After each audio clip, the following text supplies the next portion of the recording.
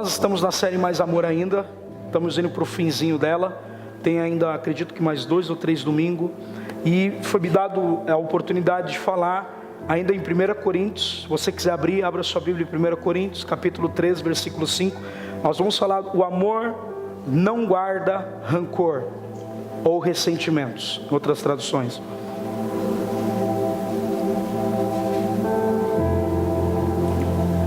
Primeira Coríntios capítulo 13, versículo de número 5, é a mensagem de hoje, baseado nesse texto, diz assim, irmãos: não se porta de maneira inconveniente, o amor não age como egoísta, o amor não se enfurece facilmente, o amor não guarda rancor ou ressentimentos. Diga comigo, o amor não se importa com inconveniência, não age com egoísmo, não se enfurece facilmente, não guarda ressentimentos.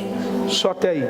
Irmãos, quando a gente fala sobre o 1 Coríntios 13, eu não vou entrar mais dentro da realidade cultural da cidade, da história, depois você vai vendo o começo, o evangelista Renato ministrou, o pastor Fernando. Hoje quero ser bem aplicativo, bem para a gente ganhar tempo. E o que me permite enxergar hoje na igreja brasileira especificamente, é a falta de pessoas corajosas.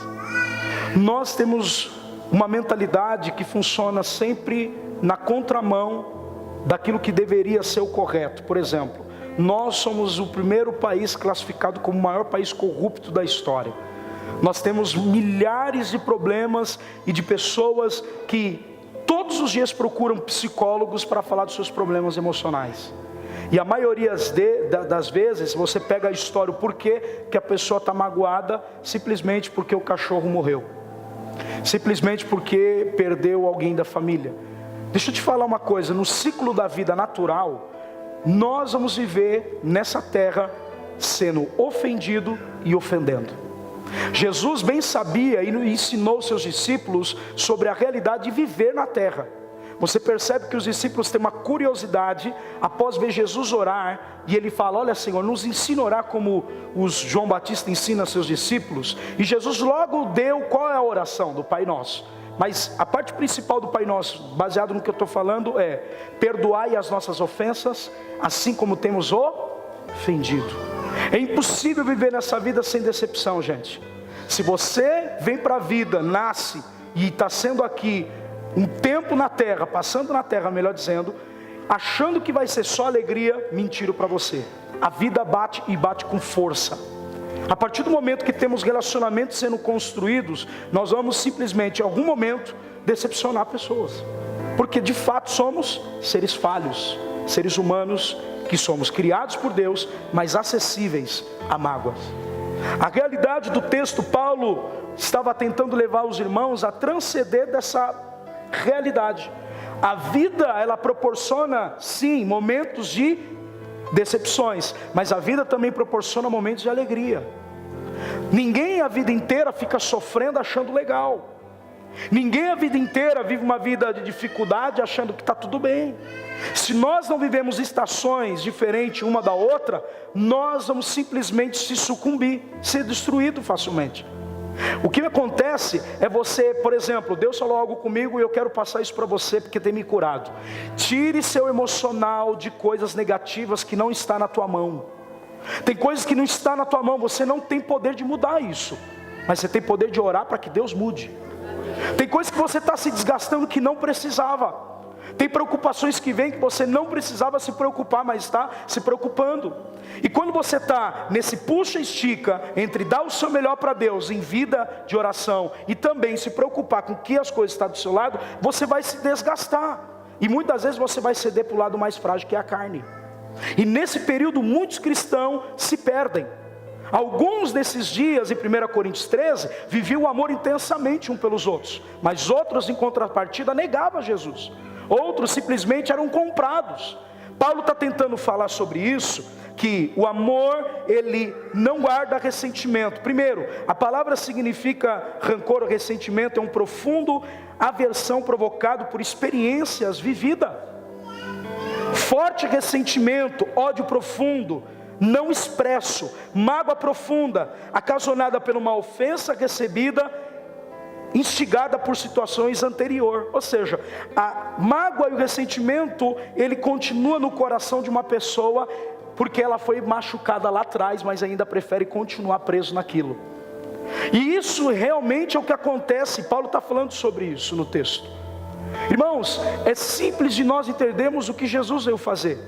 Jesus tentou agradar a todos, mas não conseguiu.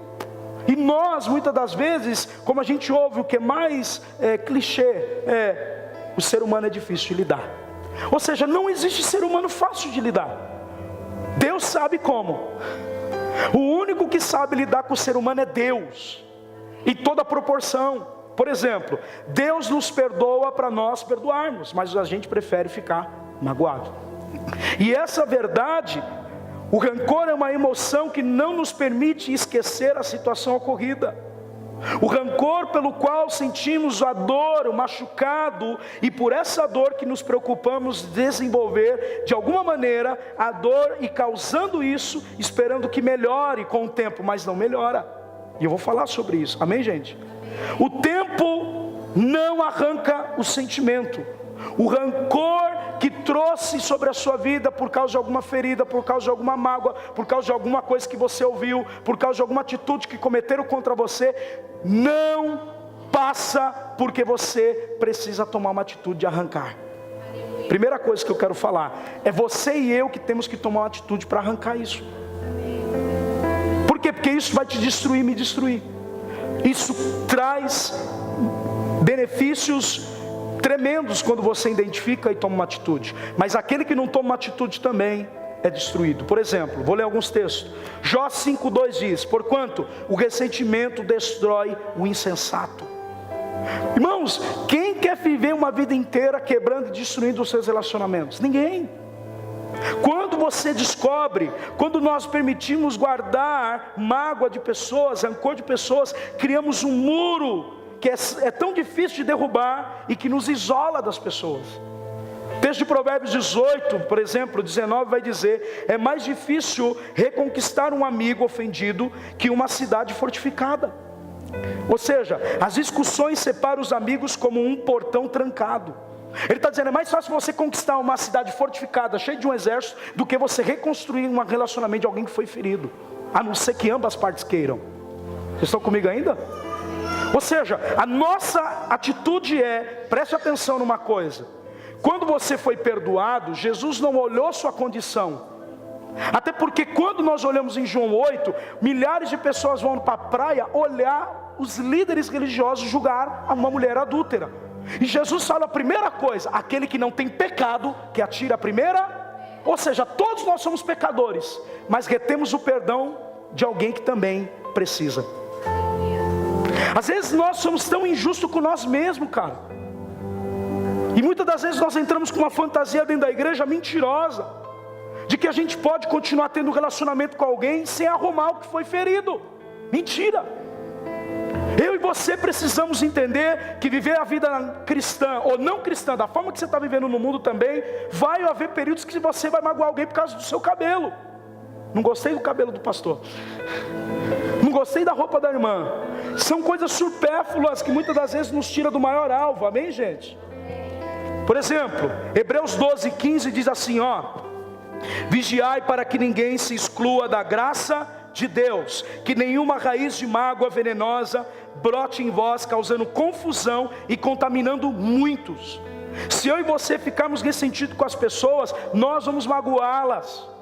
Outras pessoas vão ser contaminadas, vai criar aversão daquela pessoa dentro da igreja. E o corpo de Cristo não pode ser assim. Há um ditado que diz que se a ovelha é saudável, ela dá cria. Então, irmão, trazer crente para a igreja é de pessoas que estão saudáveis no evangelho. Se você não está gerando pessoas para Jesus, curando elas, resgatando elas, você não está vivendo o evangelho. O nosso objetivo aqui não é fazer manutenção, é ganhar alma, gente, para Jesus. Jesus nos salvou para perdoar pessoas. A palavra diz que Paulo escreve em Corinto que Deus nos deu um ministério da reconciliação, de reconciliar as pessoas com Deus. Deus te deu esse ministério. Tito 2,12 vai dizer uma realidade que afirma o que Hebreus diz. Por exemplo, se eu guardo uma água, crio um veneno, uma raiz, eu contamino as pessoas. Isso priva da graça de Deus, que é a alegria de ser perdoado no meu coração. E a graça de Deus, ela vai funcionar o oposto. Tito 2,12 fala assim: essa graça nos ensina a abandonarmos as descrenças das paixões mundanas, e para que vivamos nesse mundo uma vida prudente, correta e dedicada a Deus. Como é que eu vou me dedicar a Deus se eu estou ferido? Eu vou criar aversões, eu vou quebrando, achando que o tempo é a mágoa que eu estou levando nessa vida. Simplesmente Deus vai olhar e falar assim: cara, não estou enxergando isso, olha para cá. Tem coisas que Deus está nos dando a oportunidade de arrumar, e é hoje. Tem coisas que Deus está nos dando tempo para quê? Para restaurar os nossos relacionamentos de volta, aleluia. Seja com o chefe, seja com irmãos da igreja, fora da igreja, com família. Não dá para você maquiar uma coisa que é você que tem que mudar. Você não pode falar que seu pai e sua mãe não é crente a vida inteira. Isso, a salvação dele está na tua mão, moça. Você não pode falar que seu pai e sua mãe não aceitam você na tua fé. Eles têm que aceitar. Ou você faz um propósito na madrugada, ou você vai jejuar por isso, até que esse muro quebre e seus pais enxergam a verdade de Deus na sua vida. O que não pode é eles ser religiosos e tratar você como se fosse uma pessoa que não seja mais filho ou filho dela por causa da religião. Existem esses muros que nós precisamos ultrapassar, amém? Paulo escreve isso, irmão, como uma propósito de experiência. Por exemplo, se você já passou coisas difíceis, sofreu por alguma decepção, isso criou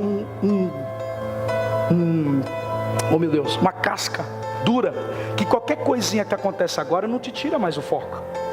Você ficou mais forte. Vocês entenderam? Ou seja, tudo que você passou foi experiência, e que te ajudou você superar o agora, ou deveria estar superando. Ou seja, por exemplo, eu não estou abrindo aqui, tem pessoas que passaram por turbulência dentro do casamento, se separaram. Outras pessoas passaram por depressões terríveis. Outras pessoas foram talvez vilipendiados dentro do seu trabalho.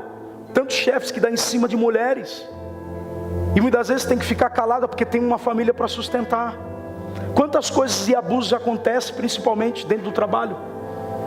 Só que a gente se aceita ficar ali porque temos necessidade, mas a gente não aceita o irmão que está dentro do mesmo propósito de ir para o céu. Esse é o nosso erro. O apóstolo Paulo falou como alguém que conhecia sobre isso. O apóstolo Paulo sabe que a graça de ser perdoado, Fernanda, e a alegria de ser aceito pelas pessoas. Porque olha para cá, essa ideia de falar perdoa, mas não ando junto, não é bíblica. Se você perdoa, você tem que restituir de volta a pessoa no seu coração. Que mania é essa? Não, perdoa, mas não ando junto. Não pode ser político. Vai ter que orar até que aquela pessoa seja restituída de volta ao seu coração. Irmão, perdoar é Deus trazendo a originalidade das coisas como deveria ser. Pega aí. Você não nasceu, querido, distante. Você não nasceu em comunhão com Deus. A palavra diz que o salmista escreve que em pecado concebeu a minha vida e sua vida a nossa mãe. Quando ele fala em pecado concebeu minha mãe a mim, ele está dizendo como ele vê o mundo. Davi, a partir de Adão, todos nós somos pecadores, injusto, falho. Não há um justo sequer, não há alguém que possa buscar a Deus, diz Romanos. Nós somos carentes do perdão. Só tem alegria de perdoar quem foi perdoado. Paulo, muitas das vezes, ele tinha essa alegria, essa graça, e eu quero ler dois textos. O primeiro está em 1 Timóteo 1,13, que ele fala sobre isso. Ele mostra a alegria de ser perdoado em 1 Timóteo 1,13. O que ele diz, pastor? Vou correr para terminar logo. Embora fosse blasfêmio, perseguidor e violento. Olha isso, gente. Contudo, recebi a misericórdia, porque agi por ignorância e por incredulidade. Querido, até você agir tomando cerveja, vivendo uma vida sem Jesus, é tranquilo. Você está vivo por um propósito, Deus quer te salvar. Mas a partir do momento que conhecemos Jesus, acabou a nossa vida. Temos que viver a partir dele. Se ele perdoou, eu tenho que perdoar. Amém? E aí Paulo fala sobre isso. Ele fala: eu fui blasfemo, perseguidor, violento, contudo recebi a misericórdia, porque agi por ignorância e por incredulidade. Paulo não acreditava nos irmãos que estavam se convertendo, que era chamado o caminho, antes de ser chamado cristãos. Às vezes nós estamos dentro da casa do Senhor e eu pergunto: será que eu e você temos feito o nosso amor um para com os outros, as pessoas verem Jesus nos nossos relacionamentos? Irmão, se você morrer hoje, quem vai sentir falta de você? Se a gente viver a vida inteira magoando as pessoas, ninguém vai querer ficar do nosso lado. Se a gente viver a vida inteira sendo bocudo, a vida inteira você vai ser bocudo sozinho. Nós precisamos refletir o que Paulo está dizendo. Não dá para ter o amor de Cristo e ter mágoa das pessoas. Não dá para ser cristão e reter perdão. Não dá para vir à igreja achando que somos perfeitos. Paulo diz: eu não fui. Olha o 14. O Senhor fez a sua graça transbordar e encheu-me de fé, e o amor que vem de Cristo Jesus. Esta é uma afirmação digna de confiança. Todos devem aceitá-la. Cristo Jesus veio ao mundo para salvar os pecadores. E qual sou o pecador pior? Paulo estava dizendo: eu sou o pior dos pecadores. Isso não é mérito, é a graça que nos alcançou. A graça de Deus é tão poderosa que Deus viu você magoando, ferindo as pessoas, mas mesmo assim resolveu te escolher. Mesmo assim te deu uma oportunidade. Ninguém está me ouvindo hoje, não é possível. Cristo, só Ele pode salvar. Você não se salva. Se você não acordar todo dia falando: Deus, eu preciso da sua graça e da sua misericórdia, você vai achar que foi salvo por mérito. Mas foi graça de Deus. Sabe por que Deus te abençoa? Graça. Sabe por que você está aqui na igreja? Graça. Não é porque você tinha algo para oferecer. Deus não precisa da gente. Deus não precisa do seu louvor, Ele tem no céu perfeito. Deus não precisa dos seus instrumentos. Deus não precisa da minha voz. Mas Ele escolheu você. Ele escolheu a mim. Isso é graça. Então nós não temos o poder de reter o perdão na vida de ninguém. Não temos o direito de viver nessa vida retendo o perdão da vida de ninguém. Você foi perdoado para perdoar, querido. Salmo 32:1, estou indo para o final. O Salmo davídico diz: bem-aventurado aquele que tem as suas transgressões perdoadas e seus pecados apagados. Aleluia. Só quem foi pecador de verdade. Irmão, pensa comigo, traficante. Você me olha bonito hoje, que esse sapato aqui eu ganhei da internet, viu? Não comprei não é seu dízimo não, fica tranquilo. Segui a página do rapaz, quem foi cadastrado no grupo saiu, e eu fui um dos 3 ganhadores, e recebi de graça, aleluia. Tem injeção na testa. Então olha para cá, às vezes nós estamos criando uma realidade mentirosa do que é evangelho, porque achamos que todo mundo vai nos amar, até você ser abandonado, ou se sentir. Para quê? Olha para cá, eu vou te falar. Se você não quer mais se decepcionar com ninguém, pega esse remédio. Nunca coloca toda a expectativa em uma pessoa imperfeita, que é o ser humano.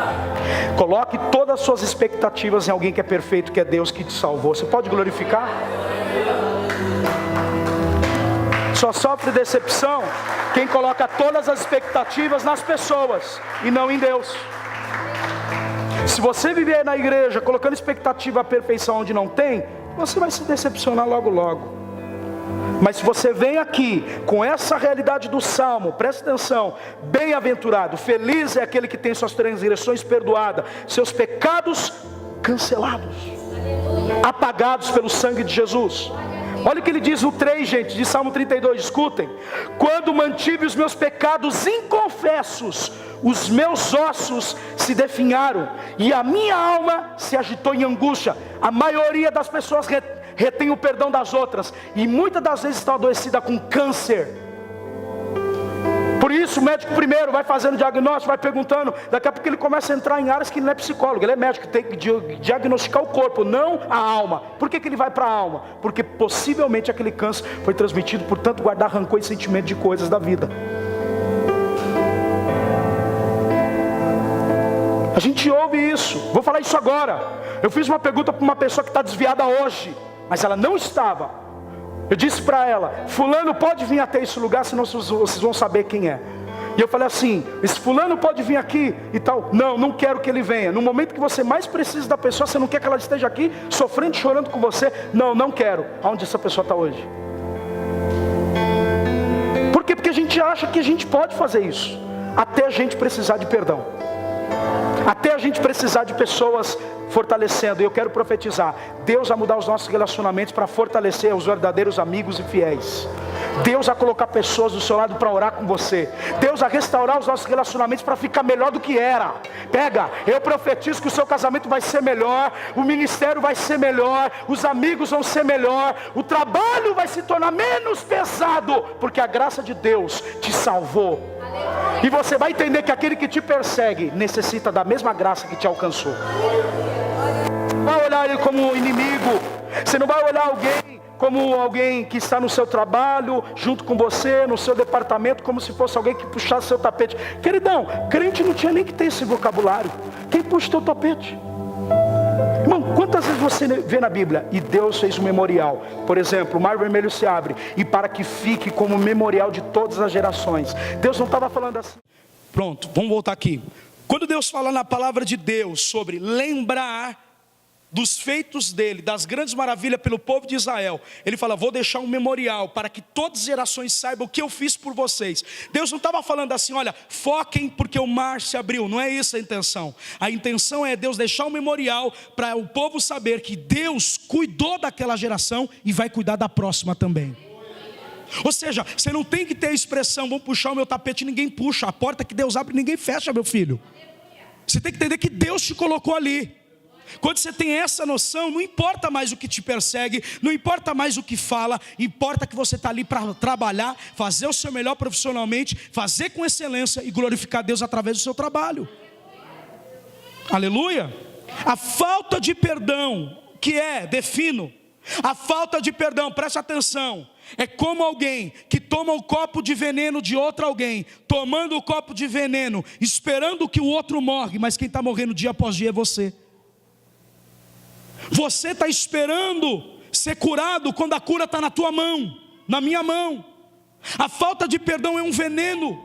Vai contaminar seu ministério, vai contaminar o chamado que Deus tem para você. Rancores, mágoas, ressentimentos guardados, se torna escravo de novo. A mentalidade, você canta como filho, mas a sua mentalidade é de escravo. Você está preso, e a palavra diz que aquele que é vencido por alguém se torna escravo de quem venceu. Você está sendo escravo das mágoas porque quer. Você está sendo escravo do pecado ainda, porque você guarda coisas no seu coração que deveriam confessar. Aquele que confessa os seus pecados e deixa, alcança a misericórdia de Deus. Quer ser livre? Pare de reter o perdão da vida dos outros.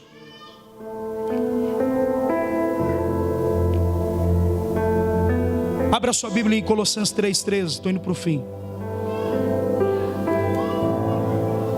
Colossenses 3,13, vamos correr senão não dá tempo. Zelai um pelos outros, perdoai mutuamente o caso alguém tenha algum protesto contra o outro. Presta atenção, eu protesto, eu sou contra o seu argumento, eu não concordo. Isso Paulo usa o meio de tribunal.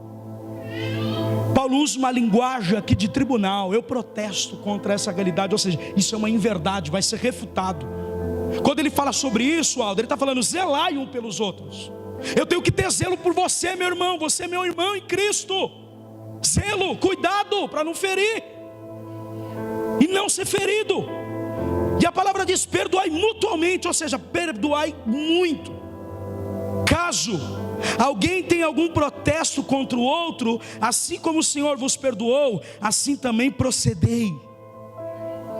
Ou seja, é uma atitude. Perdoar não é sentir, é tomar uma atitude e ir para ser livre. Acima de tudo, ele fala: acima de tudo, no entanto, revistam do amor, que é o elo da perfeição do relacionamento. Olha que o 15 é maravilhoso. Quer ter paz de alma? Olha o que ele diz: seja a paz de Cristo o juiz de vossos corações, tendo em vista que foste convocados para viver em paz, como membros de um só corpo, e sede agradecidos. Irmão, nós somos membro de um corpo, nós somos membro de uma família, mas nos comportamos como pessoas piores do que o mundo. nós temos a graça, nós somos salvos, nós temos os princípios, mas parece que nós vivemos tanto dentro da igreja que ninguém pode errar. O fato é que a qualidade que alguém te recebeu é porque você tem que entender uma coisa: se alguém está te amando do jeito que você é, quando alguém te ofender, você tem que estar na mesma medida que um dia foi perdoado. Trate a pessoa com o mesmo amor como você foi tratado por Deus. Trate a pessoa com o mesmo carinho que você foi tratado por Deus. Por que eu me ofendo? Para eu ter a visão que Deus teve de mim. Puxa, sabe por que a gente não pode reter? Porque todo dia a gente erra com Deus e Ele todo dia nos perdoa. Todo dia. Aí a pessoa erra, expectativa errada. O perdão é o melhor antídoto contra o ressentimento e é poderoso para restaurar os relacionamentos dos nossos irmãos. Diga comigo: o perdão é o melhor antídoto contra os ressentimentos. Abra comigo todos dois textos. O primeiro, Gênesis 33. Vamos falar sobre Jacó e Esaú. Vamos ler esse texto juntos? Peço mais 10 minutos e termino. Gênesis 33, corre lá comigo. Verso 1, tá?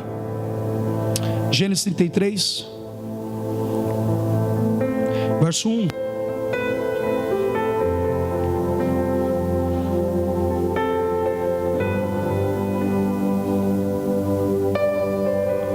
Diz assim a palavra do Senhor: erguendo os olhos, Jacó observou que Esaú vinha chegando acompanhado pelos seus 400 homens. Dividiu então as crianças entre Lia e Raquel e as 2 servas. Colocou em frente serva com seus filhos, mais atrás a Lia e seus filhos, por último Raquel e José. Ele mesmo, passando adiante de todos por 7 vezes, prostrou-se por terra antes de abordar o seu irmão. Olha isso. Entretanto, Esaú saiu correndo ao encontro de Jacó, abraçou e o beijou, e os dois caíram em prantos. A coisa linda, casal, a coisa linda, homem de Deus. Você é homem de Deus, você é mulher de Deus, assim eu creio.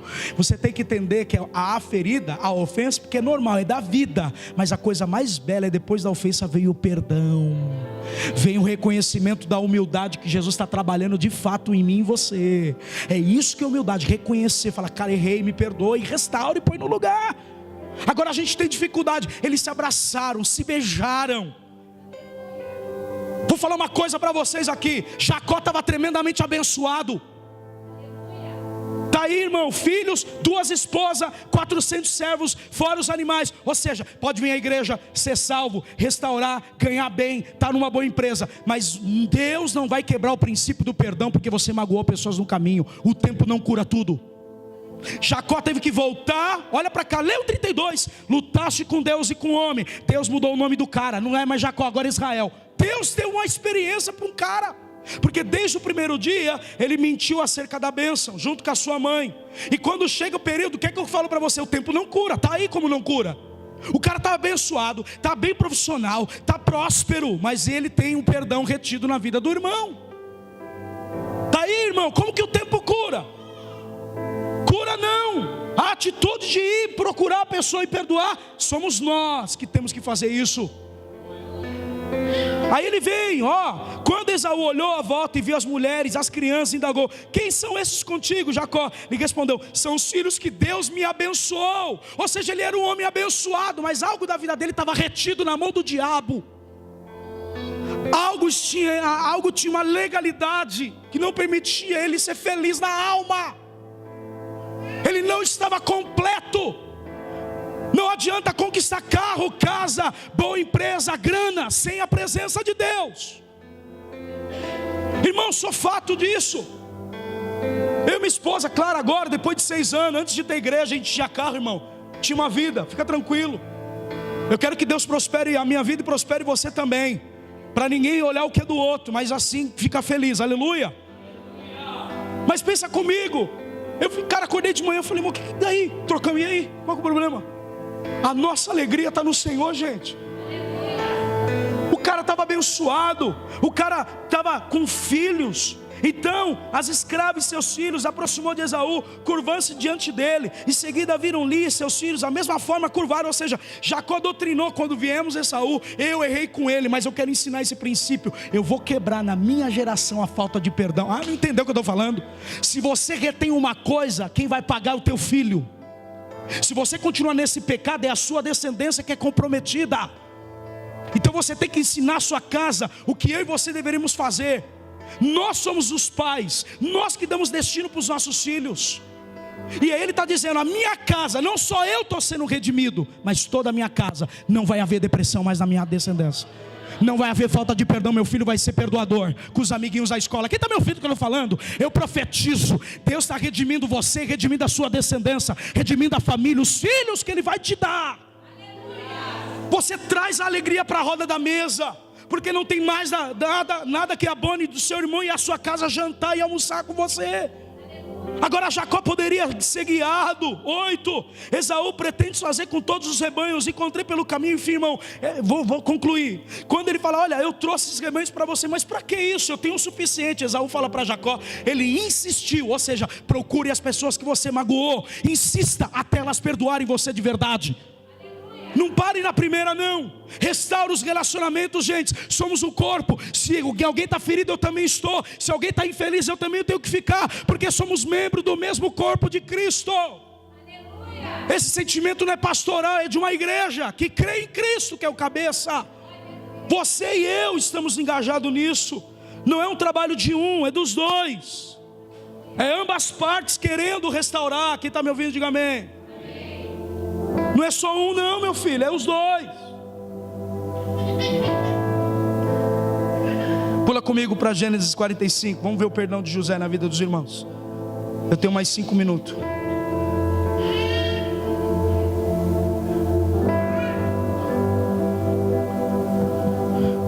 Desculpa, irmão, se eu estou sendo radical com alguns crentes, mas eu tenho um problema com crente que só posta fotos de si e não posta nada na rede social acerca do ministério onde vive. Tenho problema de ver isso. Então o que eu faço? Não vejo mais status de ninguém. Quanto Deus me curar. Está entendendo? Não gaste o seu emocional onde não é para gastar. Começa a tirar: não quero ver status desse, não quero ver status dessa, isso não me edifica. Começa a limpar da sua vida lixo que está te colocando para baixo e colocando você em depressão, tirando você do alvo que é Jesus, até Deus te curar. Ele abriu a ferida, mas Ele mesmo sarará. Começa a excluir, tira, sai da rede social, isso não serve, isso aqui. Cara, às vezes se a gente colocar nossa rede social aqui é escândalo.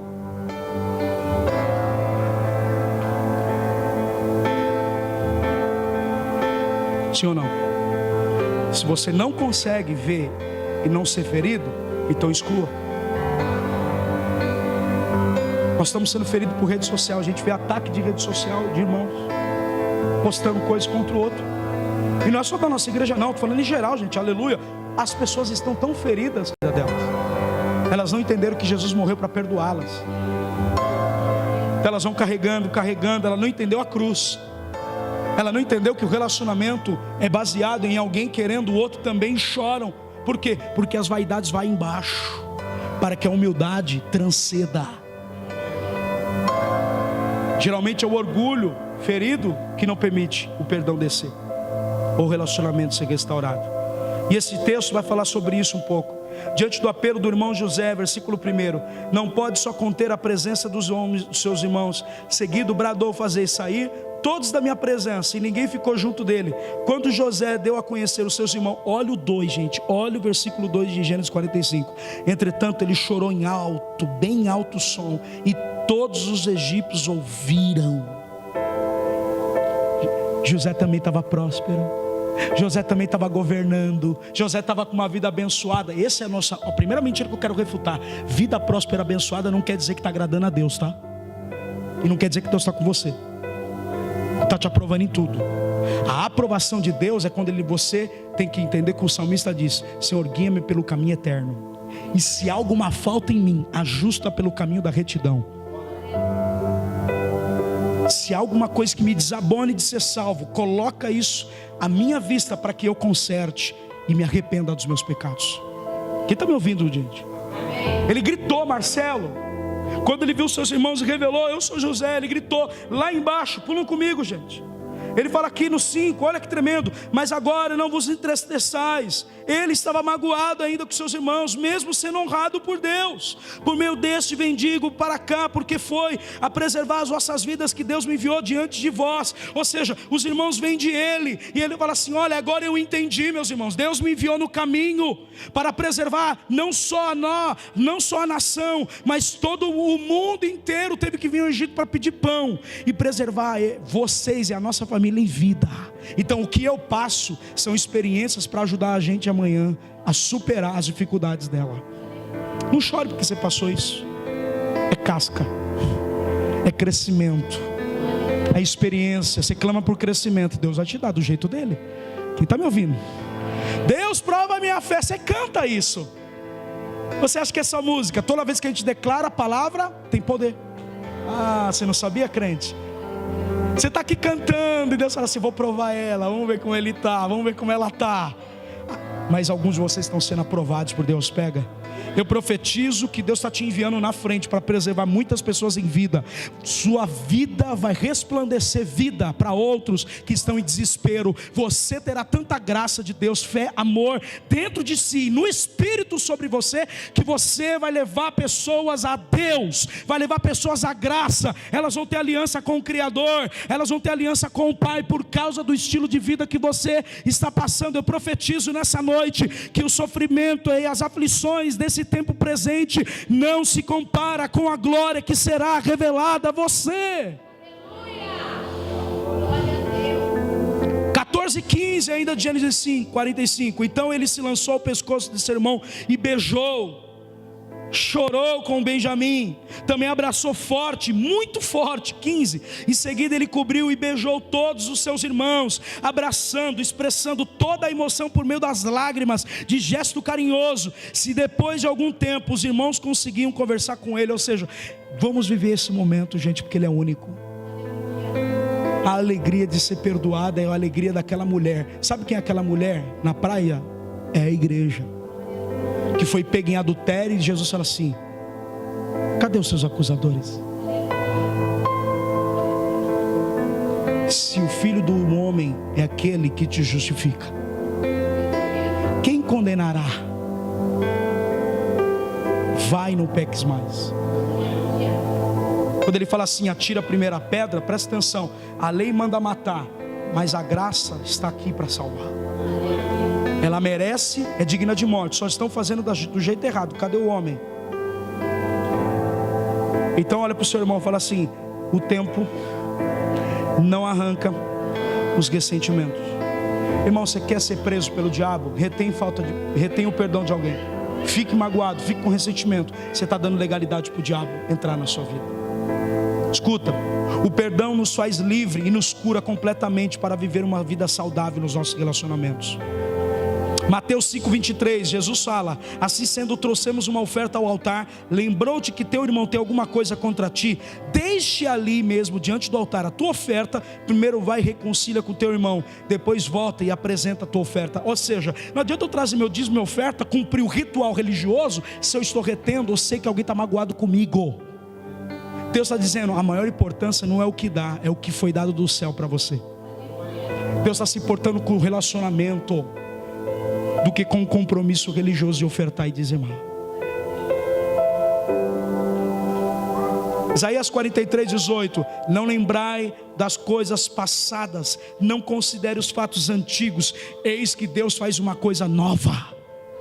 Irmão, Deus vai fazer uma coisa nova na sua vida, no seu coração. Deus vai preparar momentos para restaurar as alianças. Deus vai preparar momentos para restaurar os relacionamentos que foram quebrados. Deus está dando essa oportunidade hoje. Eu não sei quem te machucou, eu não sei o que falaram, qual foi a atitude, mas Deus te trouxe para curar você, para restaurar você e para perdoar a sua vida e a minha vida. Pode glorificá-lo.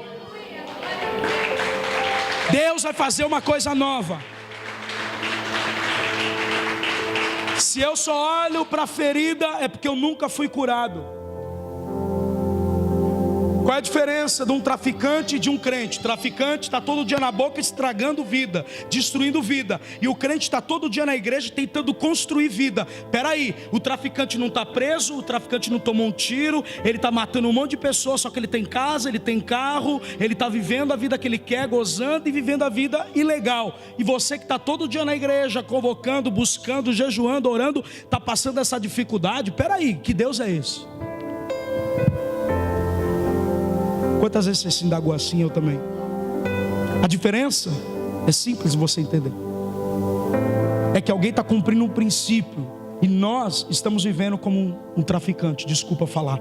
Aquilo que é Bíblia para você, você fatia quando deveria viver ela 100%. Quer ver? Quando alguém te perguntar, lá na sua igreja cobra 10%, você não deveria falar 10%, deveria falar 100%, porque Deus não te dá 10%, Ele te dá 100%. Para ver se a sua gratidão devolve 10. Você vai aprender no livro lá do Subirá. Deus te dá 100. Aí ele fala, vamos ver como ele se comporta nesse princípio. Deus te perdoa, vamos ver como ela se comporta nesse princípio. Irmão, até eu e você precisar, nós vamos passar para crescer. Até eu e você podemos deixar o nosso inimigo ganhar campo no nosso coração. Como? Presta atenção, último texto, agora de fato. 2 Coríntios 2, corre lá. 2 Coríntios 2, versículo 5. Abre aqui, Juninho. 2 Coríntios 2, 5. Abram comigo. Como que o diabo ganha campo? Olha que texto terrível. Espero que Deus esteja falando com você hoje.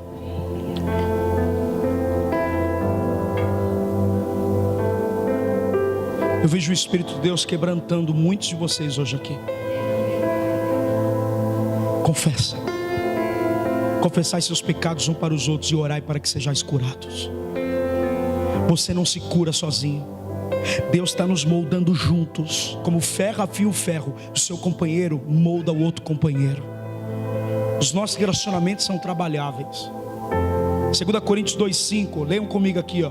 Porque se alguém me contristou ou me entristeceu, em outras traduções, não me entristeceu a mim, senão em parte, para vós não sobrecarregar a vós todos. Cultural e teológico. Paulo estava sendo perseguido por falsos apóstolos, homens que diziam que serviam Jesus, mas pregavam coisas que Jesus não pregava e distorcia as mensagens de Paulo. Paulo estava sofrendo com essa realidade que muitos estavam ouvindo eles e deixando de ouvir o evangelho puro de Jesus. Ok? Então ele estava triste com essa realidade, que alguns irmãos estavam disseminando fofoca, enfim, tudo que você já sabe. 6. Basta-lhe tal esta repreensão feita por muitos, de maneira que pelo contrário deveis antes perdoar-lhes e consolai, para que tal não seja modo algum devorado demasiadamente pela tristeza. Devorado. Na minha tradução, presta atenção, gente, que lindo isso, para a gente entender. 6. Assim a punição que foi me imposta pela maioria, essa tal pessoa é suficiente. Agora todavia deveis perdoar, encorajando ele, para que não seja dominado por amargura excessiva. Na minha tradução, a amargura priva você da graça de Deus. Hebreus 12, 15. Ou seja, eu não vou ser perdoado, não vou receber a graça de Deus como princípio de salvação, e eu vou ser vetado. Por quê? Você vem ao culto, não sente Deus, tem alguma coisa errada. Você tem que vir ao culto e sentir que Deus está perto de você. A graça está operando em você. Ela vai dedicar você a ter uma vida com Deus contínua, não só superficial. E aí 7, quando ele fala isso, 8, desculpa. Portanto, insisto e convoco que confirmeis o vosso amor fraternal para com ele. Confirme, faça atitudes que confirmem o amor. Eu tive que falar para uma essa semana, falar: filha, eu não preciso provar mais que te amo. Eu errei, eu preciso sim. Porque o amor esfria, mas Deus quer aquecer. Nós precisamos provar sim que ama. Eu errei, estou assumindo, falei para ela, mas errei.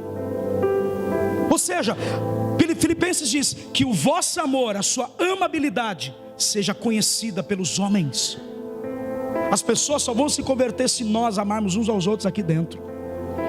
Elas vão encontrar o amor no Pai, no nosso relacionamento, no falar, no olhar. Olha como a comunhão dos santos é diferente.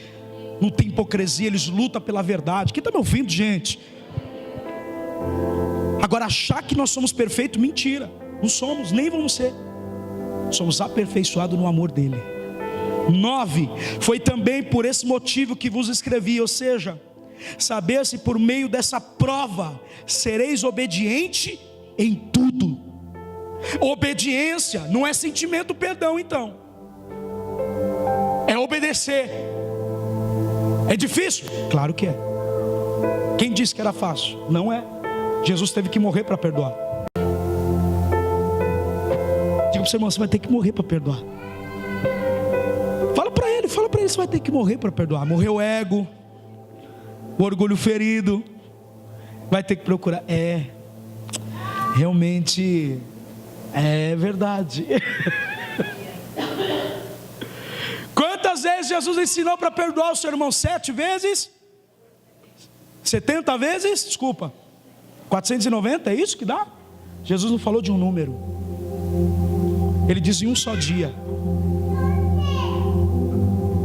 Ele estava falando de algo que o povo não entendeu. Se fosse então, se você vê em um dia, se você tem 500 seguidores, 490 vezes você tem que perdoar, então 491 dava a oportunidade de você xingar. Então não é um número. Se fosse um número, irmão, era fácil. 490, deu 91, agora eu vou quebrar a escala. Já perdoei os 490, agora esse posso. Não, Jesus não está te dando legalidade. Ele está dizendo, o meu povo ficou escravo por muitos anos, por não aprender a descansar na minha lei. Quando você quebra um princípio, você não é salvo. Quem perdoa é porque é salvo. O mundo não perdoa, mas a igreja vive em perdão. Vou te falar o que é arrependimento. Arrependimento é pecar todo dia, confessar todo dia, se arrepender todo dia, receber a graça todo dia. Ninguém está ouvindo? Receber o amor todo dia, ser renovado pelo Espírito todo dia, ler a palavra, entender todo dia. Mesmo que eu pequei, comecei pecando. Você começou pecando, você se arrependeu, depois você é alcançado. No mesmo dia, tudo acontece. Você não vai terminar como começou. Deus vai fazer você terminar melhor. Eu não sei o que aconteceu. Levanta a tua mão. Esse semestre Deus vai mudar a sentença de morte da tua vida. Eu profetizo que a alegria volta, a graça volta, o renovo volta, porque Deus renovará a sua vida. Aleluia. Deus quer renovar a tua fé. Você vai ter que voltar a acreditar. Foi também por esse motivo que vos escrevi. Para quê? Para ser obediente em tudo. Vou terminar, 10 e 11. Se perdoares alguma coisa a alguém, também eu perdoo aquilo que eu perdoei. Se havia alguma falta a ser perdoado, perdoe na presença de Cristo por amor a vós, a fim de que Satanás não tivesse qualquer vantagem sobre nós, pois nós não ignoramos os seus ardis, as suas artimanhas. Irmão, quando o diabo vem, ele vem para destruir o corpo, por causa de ilegalidade que tem no corpo. Ele está dizendo, o diabo ganha vantagem porque o corpo está destruído. O marido fala A, a mulher está falando B. É ou não é? A maioria das brigas não por concordar. Eu queria pizza, eu queria hambúrguer. Come a pizza, outro dia come hambúrguer, mas decidam. Queria que você colocasse a camiseta que eu te dei. Eu não quero pôr lá no domingo. Por que tem que ser hoje? Aí briga por tudo. É uma igreja menina. Irmão, sabe por que eu falo grosso aqui às vezes? Porque a nossa igreja evangélica no nosso país perdeu a noção do que é perdão. Se a gente aprendesse a perdoar, a gente não tinha boca para falar mal de alguém que é criação igual eu e você. A gente não teria mais tempo de ficar aqui. Sabe por que as coisas estão retidas e presas? Porque os relacionamentos estão destruídos. Quando começa a ajustar os relacionamentos, tudo volta. Deus ordena a bênção na unidade.